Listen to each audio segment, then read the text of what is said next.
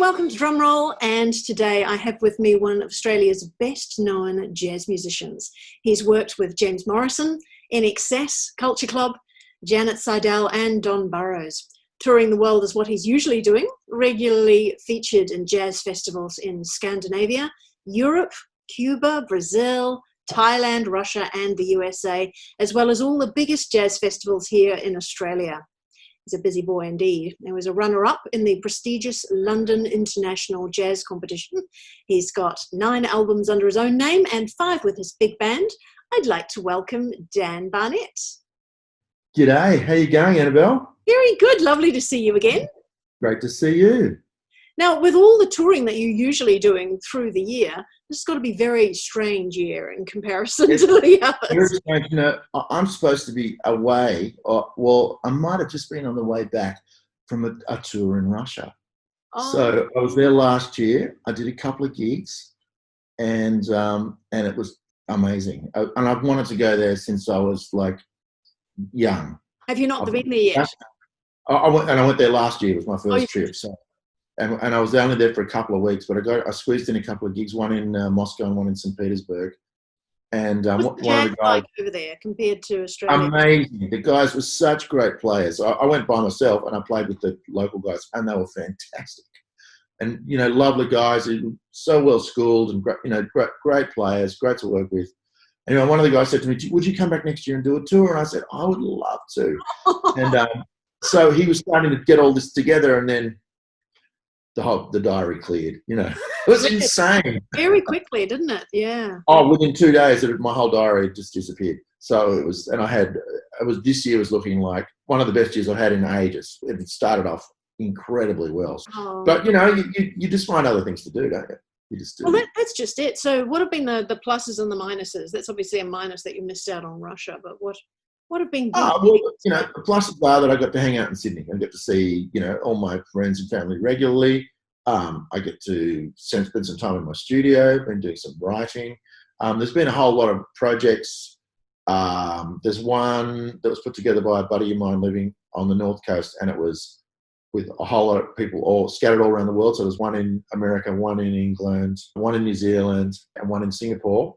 We put it together, you know, remotely. So it was great. So the piano player put down the track, and then the bass player put his bit on, and then the drummer.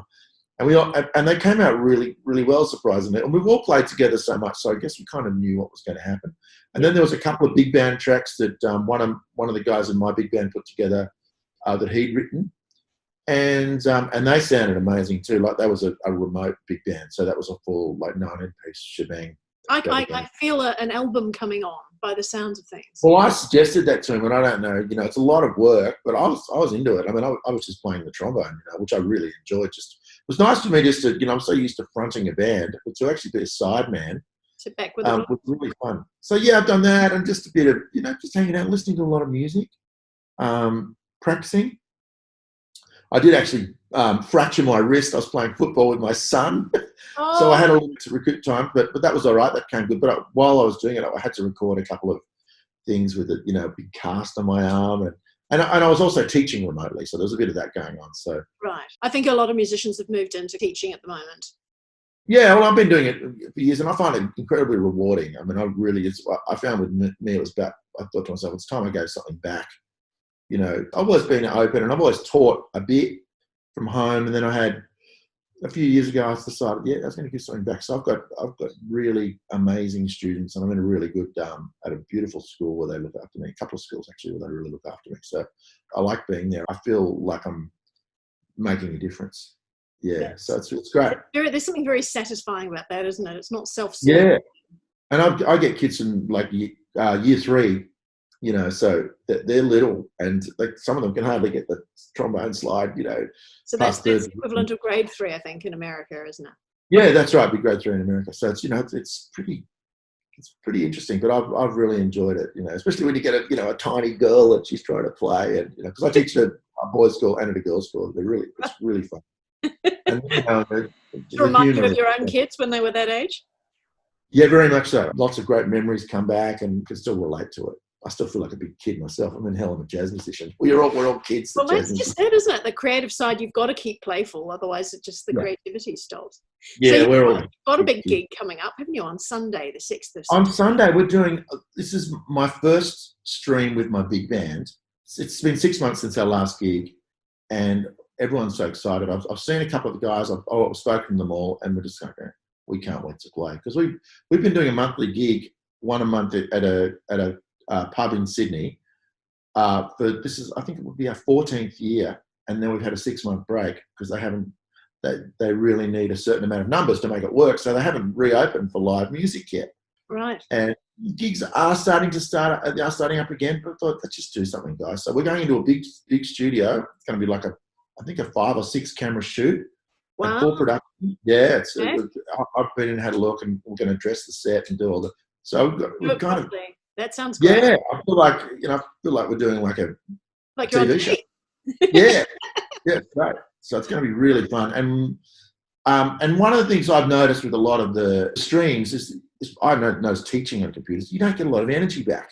But we are doing something special on Sunday. We're going to have an interactive moment where we can actually see. You have to tune in via Zoom, and we'll be able to do a special moment during the show, at one point during the show, where we'll be able to see you and you'll be able to wave. And I assume some people will be dancing, some will be there with a glass of wine and some cheese, and other people will be, who knows what's going to happen. And at various parts of the world, some of my friends in Brazil, if they're out of bed, Brazilians, you never know with Brazilians, they may or may not be home yet. I've got friends in Russia, they'll probably get up. I've got friends in England, it's a good time for them. It's 7:30 Sydney time, 7 p.m.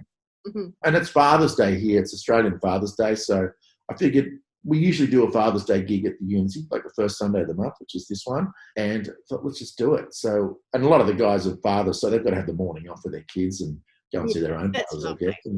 What sort of music can we expect from you? There'll be a bit of, there'll be some swing, and there'll be some, I'm known as, I love to play swing music.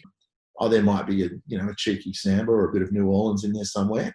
Probably going to do one of my tunes I wrote with my staff arranger, Andrew Robertson. He's a wonderful arranger and saxophone player. And we're going to have some fun.